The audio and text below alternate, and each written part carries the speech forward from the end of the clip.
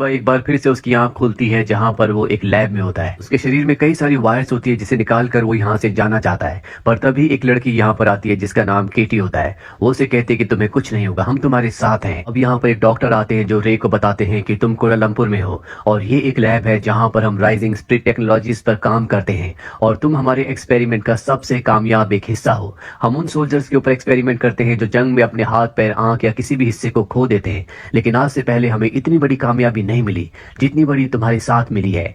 रे को कुछ भी समझ नहीं आता, इसीलिए वो उसे लैब के दूसरे हिस्से में ले जाते हैं जहां पर जिमी नाम का एक सोल्जर रनिंग कर रहा होता है। डॉक्टर उसे बताते हैं कि जंग में उसने अपने दोनों पैर खो दिए थे, लेकिन मैंने इसी टेक्नोलॉजी से उसे पूरी तरह से ठीक कर दिया। यहाँ एक और सोल्जर होता है जिसकी आंखें खराब हो गई थी और उसको भी डॉक्टर ने अपनी टेक्नोलॉजी से ठीक कर दिया था। और केटी जिससे रे सबसे पहले मिला था, एक बार वो पानी में डूब गई थी और उसकी गले की सांस लेने की सारी नलियां खराब हो गई।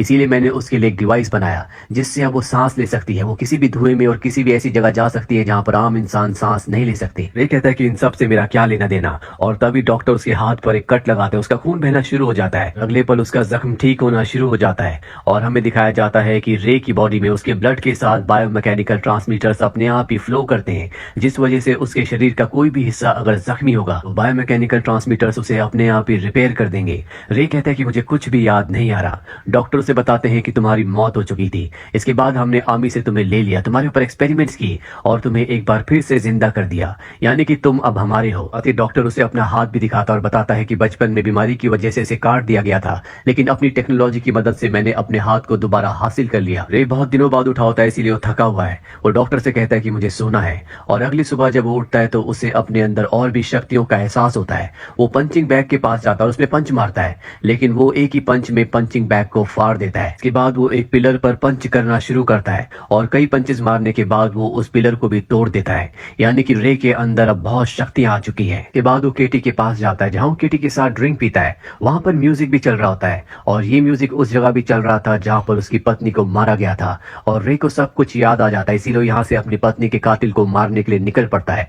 डॉक्टर को जब ये बात पता चलती है तो वो उससे ऑनलाइन कनेक्ट होता है और उसे वापस आने के लिए कहता है। वो कहता है कि हमें पता नहीं है कि तुम्हारे अंदर कितनी शक्तियां हैं और वो किस तरह से काम करती है। रे कहता है कि मेरा एक काम बचा हुआ है, पहले मुझे उसे पूरा करना है। रे इसके बाद एक प्लेन तक पहुंचता है, लेकिन उसे प्लेन उड़ाना नहीं आता। वहां पर प्लेन का मैनुअल होता है जिसे वो चंद ही सेकंड्स में रीड करके प्लेन को उड़ाकर पेरिस पहुंच जाता है और वहां पर वो उस कातिल को भी ढूंढ लेता है जिसने उसकी पत्नी को मारा था। डॉक्टर अपने लोगों से पूछता है कि उसने ऐसा कैसे किया। उसे बताया जाता है कि उसने यहाँ पर चल रही 9000 गाड़ियों को स्कैन किया, जिसके बाद उसे पता चल गया कि इनमें से उस कातिल की गाड़ी कौन सी है, और ये जानकर डॉक्टर हैरान हो जाता है। और अब रे की पत्नी का कातिल एक्स एक टनल के अंदर पहुंच जाता है, लेकिन वहां रे भी पहुंच जाता है और सबसे पहले एक्स के सभी लोगों को मार देता है। और इसके बाद एक्स तक पहुंच जाता है और कहता है कि मैंने तुझे कहा था मुझे जान से मार देना, अगर मैं बच गया तो मैं तुझे नहीं छोड़ूंगा। और इसके बाद वो एक्स को मारकर अपनी पत्नी की मौत का बदला ले लेता है। इसके बाद यहाँ पर केटी और दो और उसके साथी आ जाते हैं जिनके ऊपर इसी तरह के एक्सपेरिमेंट किए गए थे, और वो रे से कहते हैं कि हमें यहाँ के सारे सबूत मिटाने होंगे,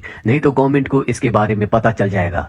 रे बहुत थका हुआ महसूस कर रहा होता है। केटी उसे बताती है कि तुम्हारे ट्रांसमीटर्स चेंज करने का वक्त आ गया है क्योंकि तुमने उनकी एनर्जी को यूज कर लिया है। के बाद उसे लैब में लाकर उसकी टेक्नोलॉजी को, उसके ट्रांसमीटर्स को चेंज किया जाता है और तभी उसके सामने उसका साथी जिमी आता है और उसे कहता है कि इन सब के पीछे मैं था, मैंने ये पूरी की पूरी प्लानिंग की थी, मुझे तुम्हें सताने में, परेशान करने में बहुत मजा आता है। और यहाँ पर हमें पता चलता है कि रे के दिमाग में बार बार नई यादें डाली जाती है जो कि उसके लिए एक मिशन होता है, और अपने मिशन अपनी यादों के मुताबिक वो अलग अलग लोगों को मारता है। और अभी जो उसने अपना आखिरी मिशन पूरा किया है जिसमें उसने अपनी पत्नी के कातिल एक्स को मारा था, वो मिशन भी उसके दिमाग में डाला गया था। एक्स कोई क्रिमिनल नहीं था और ना ही उसने उसकी पत्नी का कत्ल किया था। ये सारी की सारी यादें उसके दिमाग में डाली गई ताकि वो एक्स को मार दे। दरअसल यहाँ पर जो डॉक्टर होता है जिसने रे को बनाया है, उसी के साथ काम करने वाला एक डॉक्टर था। इससे पहले भी रे ने 3 जिन लोगों को मारा था वो सब के सब डॉक्टर के साथ काम करने वाले इसी मिशन का एक हिस्सा थे।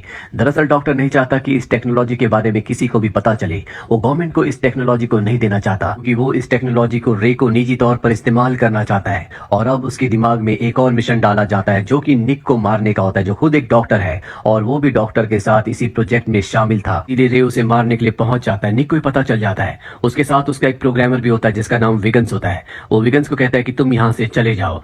विगन्स को वहां से जाना पड़ता है और अब रे उस तक पहुंच जाता, और इससे पहले कि रे उसे मारता, रिमोट का बटन दबाकर ईएमपी बॉम्ब को ब्लास्ट कर देता है जिससे पूरे शहर की इलेक्ट्रिसिटी चली जाती है और जिस टेक्नोलॉजी से, जिस सर्वर से रे जुड़ा हुआ होता है वो भी ऑफ हो जाता है। इसलिए डॉक्टर डॉक्टर की रेंज से रे बाहर निकल जाता है, ना ही वो उसको अब कंट्रोल कर सकता है। इस बात से डॉक्टर बहुत परेशान होता है। रे को जब होश आता है तो उसके सामने विगन्स होता है, वही प्रोग्रामर जो कभी निक के लिए काम किया करता था। हालांकि निक की मृत्यु हो चुकी है, अब रे विगन्स के पास है। विगन्स उसे बताता है कि तुम्हारा डॉक्टर तुम्हें अपने फायदे के लिए इस्तेमाल करता है। जब भी किसी मिशन को पूरा करते हो इसके बाद तुम्हारे दिमाग की सारी मेमोरीज को डिलीट करके उसमें नई मेमोरीज को डाला जाता है, इसीलिए तुम अलग अलग लोगों को अलग अलग मिशन के तहत मारते हो। उसके बाद रे को भी अपनी कुछ पुरानी यादें आती है। उसे याद आता है कि उसने बार बार अपनी पत्नी के अलग अलग कातिल को मारा था, जिससे वो समझ जाता है कि डॉक्टर उसका इस्तेमाल कर रहा था। उसे अब पूरा यकीन है कि उसकी पत्नी अब भी जिंदा है। उसकी पत्नी की मौत की यादें सिर्फ उसके दिमाग में डाली गई थी, इसीलिए वो अपनी पत्नी के पास जाना चाहता है।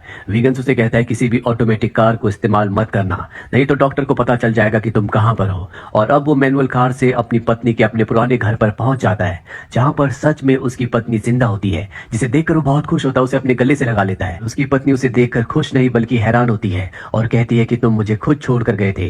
रे पूछता है कि मैं तुम्हें कब छोड़कर गया था। वो कहती है कि 5 साल पहले।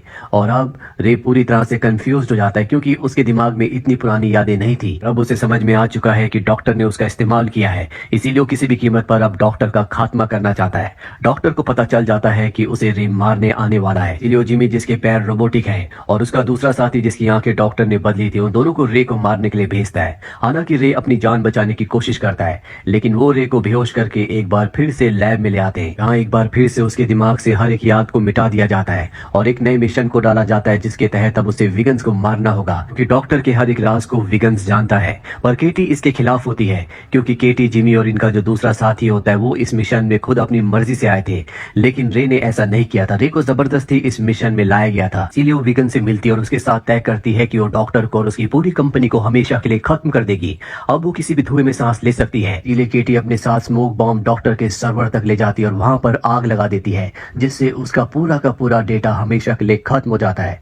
वही हमें रे को दिखाया जाता है, जिसके पास जिमी और उसका साथी पहुंच जाते हैं और इन तीनों के बीच में एक भयानक लड़ाई होती है। रे इन दोनों के ऊपर हावी होता है, क्योंकि उसके अंदर ज्यादा शक्तियां हैं और एक एक करके इन दोनों को खत्म कर देता है। और इसके बाद वो पहुंच जाता है डॉक्टर के पास। डॉक्टर उसके सामने होता है, उसके पास गन होती है, जिससे वो रे को कई सारी गोलियां मारता है, लेकिन रे के अंदर उसकी बॉडी में ऐसी प्रोग्रामिंग है जिससे उसकी बॉडी अपने आप ही हील हो जाती है। पर हील होने के साथ उसकी शक्तियां भी कम होने लगती है। वो डॉक्टर तक पहुंच जाता है और तभी वीगन्स को एक बात पता चल जाती है। वो रे को कहता है कि तुम्हें वापस आना होगा, तुम्हें लौटना होगा, तुम रुक जाओ, नहीं तो तुम्हारी सारी पावर्स हमेशा के लिए खत्म हो जाएगी, तुम मारे जाओगे। पर रे उसकी बात नहीं सुनता। डॉक्टर के बॉम्ब से डॉक्टर और अपने आप को ब्लास्ट कर देता है, जिससे इन दोनों की मृत्यु हो जाती है। साथ ही डॉक्टर की कंपनी भी पूरी तरह से अब तबाह हो चुकी है।